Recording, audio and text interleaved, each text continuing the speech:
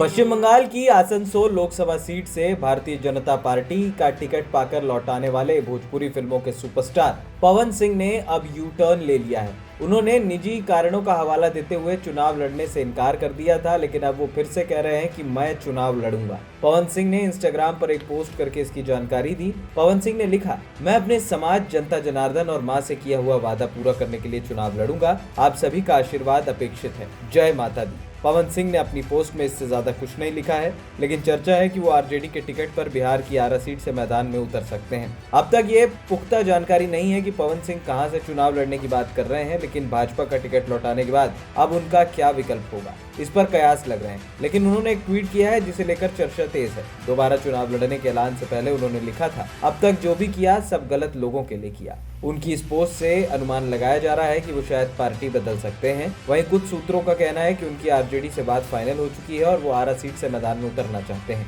वहीं भाजपा ने 195 उम्मीदवारों की पहली लिस्ट जारी की थी, जिसमें बंगाल की आसनसोल सीट से पवन सिंह का नाम था, लेकिन अगले ही दिन पवन सिंह ने चुनाव लड़ने से इनकार कर दिया था। हालांकि कहा जा रहा है कि उनसे पार्टी हाईकमान ने ही कहा था कि वो टिकट वापस कर दें। इसकी वजह से ये थी कि भोजपुरी सिंगर के तौर पर उनके कुछ गानों को लेकर टीएमसी ने आपत्ति जताई थी। उनके गानों को महिला विरोधी और बंगाल की अस्मिता के खिलाफ बताते हुए टीएमसी ने विरोध जताया था। माना जा रहा है कि इसके बाद भाजपा नेतृत्व ने ही पवन सिंह ने कहा था कि वो टिकट लौटा दें। इसी तरह यूपी की बाराबांकी सीट से कैंडिडेट बनाए गए उपेंद्र रावत का भी टिकट वापस हुआ था। उनके एक वायरल वीडियो को लेकर विवाद चल रहा था।